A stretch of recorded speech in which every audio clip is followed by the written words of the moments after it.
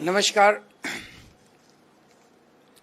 जिस तरह से दिल्ली के चुनाव में एक के बाद एक गुंडागर्दी हो रही है, तोड़फोड़ हो रही है,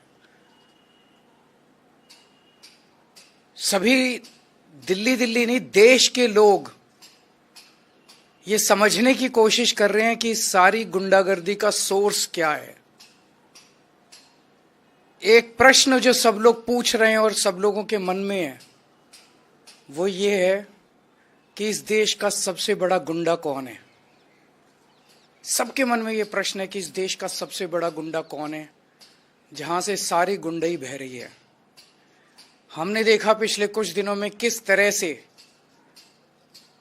लोगों के ऊपर हमले किए जा रहे हैं, आम आदमी पार्टी के कार्यकर्ताओं पे हमले किए जा रहे हैं, जनता को धमकियां दी जा रही हैं, खुलेआम जनता को धमकी दी जा रही है कि बीजेपी में आ जाओ नहीं तो ये कर देंगे वो कर देंगे।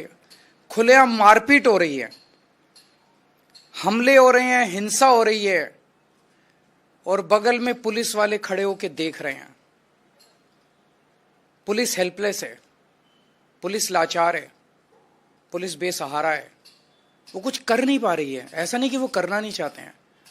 जब बगल में खड़े हुए पुलिस वाले से कुछ लोग पूछते हैं कि आप कुछ कर क्यों नहीं रहे, बोले जी ऊपर से आदेश है।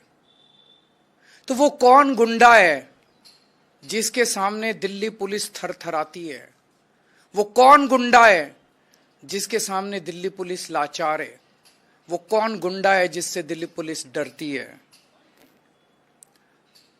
कल की घटना है कि पहली बार ऐसा हुआ होगा कि किसी चुनाव के दौरान पत्रकारों पर इस तरह से खुलेआम हमले किए गए।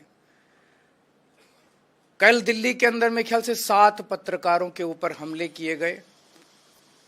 एक का सर फोड़ दिया, सारी रात उनको थाने में गिरफ्तार करके रखा। जिन लोगों ने हमला किया उनको भगा दिया गया और जो पत्रकार उसे कवर करने गए थे उन पत्रकारों को गिरफ्तार किया गया। उनके साथ गुंडों ने मारपीट की। ये कोई किसी रिमोट विलेज की घटना नहीं है, ये संसद से 1 किलोमीटर दूरी के ऊपर हुआ, ये सुप्रीम कोर्ट से 1 किलोमीटर की दूरी के ऊपर हुआ, ये इलेक्शन कमीशन से 1 किलोमीटर की दूरी पे हुआ। तो इस देश का वो कौन गुंडा है, वो कौन गुंडों का सरदार है जिसको देश के सारे गुंडे रिपोर्ट करते हैं? जनता पूछ रही है कि वो कौन गुंडा है जिसे किसी संस्था का डर नहीं है, देश की सर्वोच्च संस्थाओं का डर नहीं है उस गुंडे को। इस चुनाव के दौरान महिलाओं के ऊपर हमले हो रहे हैं। इस चुनाव के दौरान महिलाओं को नहीं बख्शा जा रहा। महिला कार्यकर्ता जो डोर टू डोर जा रही हैं उनके ऊपर हमले हो रहे हैं। तो लोग पूछ रहे हैं कि वो कौन गुंडा है जिससे सारे देश के गुंडे ऑर्डर लेते हैं, जिसके आदेश का पालन करते हैं। पिछले 3-4 दिन से हम देख रहे हैं कि गाड़ियों के ऊपर हमले किए गए, गाड़ियां तोड़ दी गई आम आदमी पार्टी की, कई सारे मटेरियल जब्त कर लिया गया, तरह तरह से हमले किए जा रहे हैं। तो अब जनता ने मन बना लिया, बाकी सारी चीजें एक तरफ, इस बार इनकी गुंडई को हराना है। अब ये क्लियर हो गया है कि अगर डबल इंजन की सरकार आ गई है तो डबल इंजन कुचल देगा सब लोगों को, बख्शेगा नहीं। अपने पहियों के नीचे ये डबल इंजन सारी जनता को, गरीबों को, मिडिल क्लास को कुचल देगा ये इंजन। सबसे पहले तो सुरक्षा है ना लोगों की, सबसे पहले तो खैरियत है। अगर अब खुद परिवार ही नहीं बचेंगे, उनके परिवार ही नहीं बचेंगे, उनको इस तरह से डराया जाएगा, फोन कर करके धमकाया जाएगा, तो बाकी सारी चीजें बेमानी हो जाती हैं। तो लोगों ने मन बना लिया है कि अगर चुनाव के पहले इन लोगों का ये हाल है, जब इन्हें हमसे वोट चाहिए, चुनाव के बाद तो ये हम लोगों को कुचल देंगे। तो इस बार लोगों के पास 2 ऑप्शन है। एक तरफ शरीफों की पार्टी है और एक तरफ खुलेआम गुंडागर्दी चल रही है।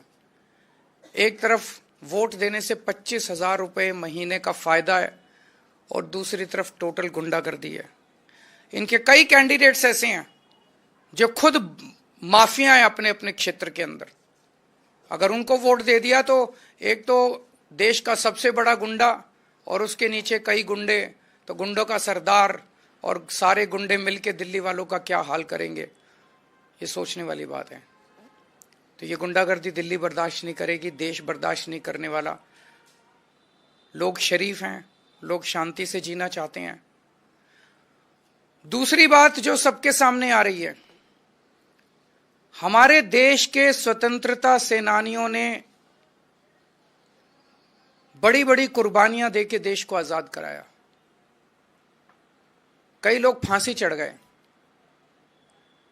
वो इसलिए फांसी चढ़े थे कि देश में जनतंत्र होगा, देश में चुनाव कराए जाएंगे, चुनाव में जनता वोट डालेगी और वोट डाल के अपनी सरकार चुनेगी। लोगों ने इसलिए कुर्बानियां दी थी कि चुनाव निष्पक्ष होंगे, स्वतंत्र होंगे। लेकिन आज जिस तरह से चुनाव आयोग ने भारतीय जनता पार्टी के सामने हथियार डाल दिए हैं, चुनाव आयोग ऐसे लगता है जैसे एग्जिस्ट ही नहीं करता। ये एक बहुत बड़ा प्रश्न खड़ा कर रहा है। लोगों के मन में प्रश्न आना, लोगों की सोच को आप रोक नहीं सकते, लोगों के मन में प्रश्न आना बड़ा वाजिब है कि राजीव कुमार जी जो मुख्य चुनाव आयुक्त हैं, वो इस महीने के अंत में रिटायर हो रहे हैं। उन्हें पोस्ट रिटायरमेंट ऐसा कौन सा पद ऑफर किया गया है, वो कौन सा पद हो सकता है जिसके बदले में आप देश को गिरवी रख दो, देश को दांव पे लगा दो? वो कौन सा पद हो सकता है जिसके बदले में आप देश के जनतंत्र को खत्म कर दो? गवर्नर का पद, राष्ट्रपति का पद, कौन सा पद हो सकता है वो जिसके बदले में आप पूरे देश को, जिसके लिए स्वतंत्रता सेनानियों ने बड़ी बड़ी कुर्बानियां दी, उस जनतंत्र को अगर आप दांव पे लगा दो? मैं नहीं समझता, मेरी नजर में ऐसा कोई पद नहीं है। मेरी हाथ जोड़ के राजीव कुमार जी से विनती है, आप अपनी ड्यूटी कीजिए, पद की लालसा छोड़ दीजिए, पद का लालच छोड़ दीजिए। 3-4 साल और नौकरी कर लेंगे। आपने तो इतने 40-45 साल नौकरी कर ली, इस देश ने आपको बहुत कुछ दिया है। अब अपने कैरियर के अंत में एक पद के लिए देश को गिरवी मत रखिए, देश के जनतंत्र को खत्म मत कीजिए। नमस्कार। कोई अगर एक आध क्वेश्चन है तो जो भी करना पड़ेगा करेंगे, लेकिन देश के जनतंत्र को किसी भी हालत में झुकने नहीं देंगे इनके सामने। आज सारा देश देख रहा है कि किस तरह से आम आदमी पार्टी का एक एक कार्यकर्ता इनकी गुंडागर्दी के सामने मजबूती से खड़ा होकर इनका मुकाबला कर रहा है। हम झुके नहीं, लड़ रहे हैं इनसे, देश के लिए लड़ रहे हैं, देश के जनतंत्र के लिए लड़ रहे हैं। चुनाव आयोग ने जो जवाब दिया, सोशल मीडिया पर बयान भी जारी किया कि आप लोगों ने शिकायत नहीं दी है, किसी तरह की लिखित शिकायत। वहां पे बगल में पुलिस वाले खड़े हैं, तो क्या मेरे को आईपीसी की बीएनएस की कोई धारा दिखा दीजिए जिसमें ये लिखा हो कि अगर पुलिस वाला वहां खड़ा है और उसके सामने कत्ल हो रहा है तो जब तक उसको लिखित शिकायत नहीं दी जाएगी वो कत्ल को रोकेगा नहीं। ये क्या नौटंकी मचा रखी है इन लोगों ने? मैं देश पूछ रहा है कि देश का सबसे बड़ा गुंडा कौन है, देश पूछ रहा है। Thank you.